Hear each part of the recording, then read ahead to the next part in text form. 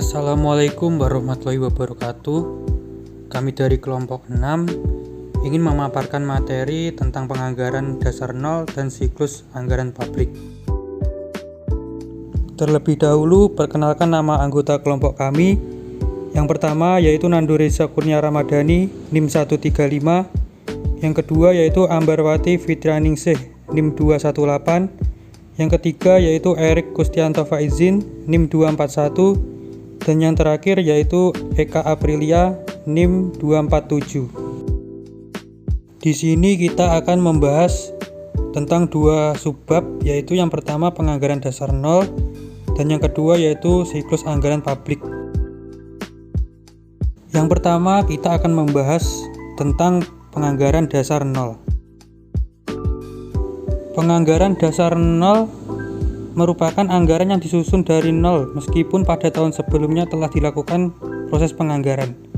Jadi anggaran tidak bergantung pada tahun sebelumnya. Dan dalam penyusunannya, anggaran dengan metode basis nol ini adalah dengan menggunakan paket-paket keputusan. Jadi dapat disimpulkan bahwa penganggaran dasar nol yaitu sistem anggaran yang didasarkan pada perkiraan kegiatan, bukan pada yang telah dilakukan di masa lalu. Dan setiap kegiatan akan dievaluasi secara terpisah. Selanjutnya yaitu proses penganggaran dasar nol meliputi 3 kegiatan pokok. Yang pertama yaitu pengidentifikasian unit keputusan, yaitu unit organisasi yang akan melakukan program. Yang kedua yaitu pengembangan paket keputusan, yang berisi program yang direncanakan dan alternatif lain yang terpisah dari program tersebut, atau berupa kelanjutan sebagai perbaikan dari program sebelumnya. Yang ketiga yaitu penentuan peringkat dengan susunan dari program yang membutuhkan dana yang rendah sampai dengan yang membutuhkan dana yang besar. Sementara menurut Rowan Jones dan Maurice Penderbury, proses implementasi penganggaran dasar nol yang pertama yaitu identifikasi unit-unit keputusan, diikuti dengan penyiapan dokumen yang berisi paket-paket keputusan. Yang kedua yaitu penentuan paket keputusan untuk mengidentifikasi alternatif kegiatan pelaksanaan fungsi unit keputusan. Dan yang terakhir, yang ketiga yaitu mereview dan meranking paket keputusan berdasarkan manfaatnya terhadap organisasi. Selanjutnya yaitu ciri umum dari penganggaran dasar nol. Yang pertama yaitu mengembangkan paket keputusan, meliputi analisis dan uraian setiap kegiatan yang berlainan, baik yang sudah ada maupun yang baru, menjadi satu atau beberapa paket keputusan. Yang kedua yaitu perankingan paket keputusan, meliputi penilaian dan perankingan paket-paket yang telah dikembangkan dalam urutan prioritas, memakai analisis biaya manfaat atau penilaian subjektif. Untuk selanjutnya yaitu dari kedua ciri umum tersebut dapat dijabarkan menjadi beberapa karakteristik, yaitu yang pertama anggaran diasumsikan mulai dari nol. Proses penganggaran benar-benar dimulai dari awal. Yang kedua yaitu tidak berpatokan pada anggaran tahun lalu. Yang ketiga, penentuan anggaran didasarkan pada kebutuhan saat ini. Yang keempat, menghilangkan item anggaran yang tidak relevan dan memungkinkan item anggaran yang baru dalam struktur anggaran. Dan yang terakhir yaitu yang kelima, berbasis pada pusat pertanggungjawaban sebagai dasar perencanaan dan pengendalian anggaran.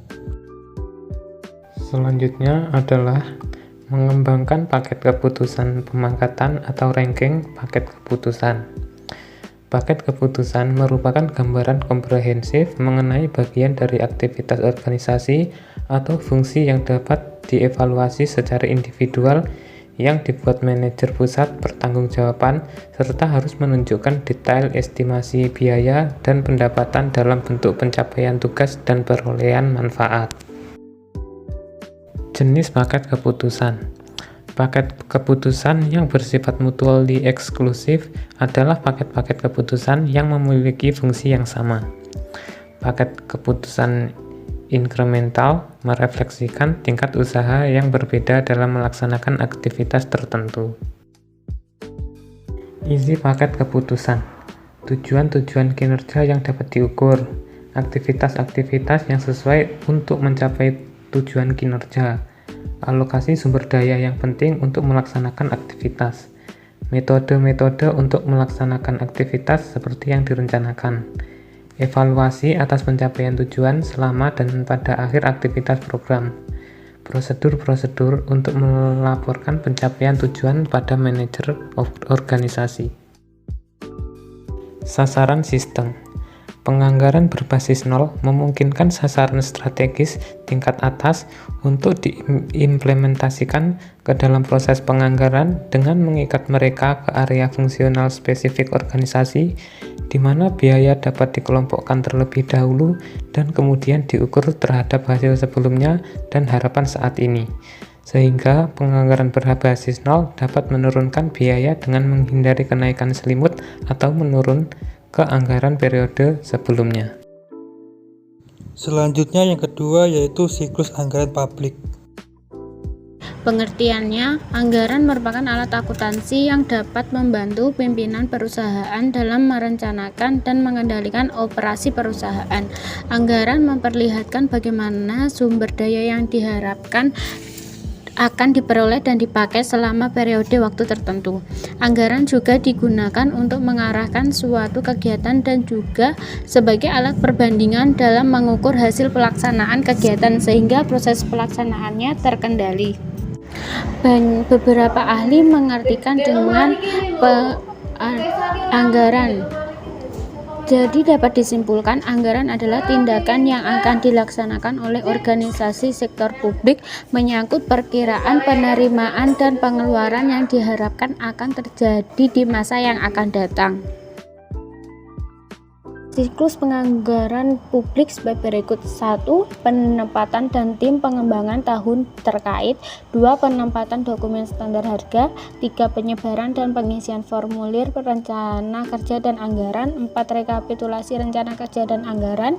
5. Pembahasan perubahan dan penyelesaian draft anggaran pendapatan dan belanja. Yang terakhir, penetapan anggaran pendapatan dan belanja. Penyusunan, persetujuan, dan pengesahan APBN.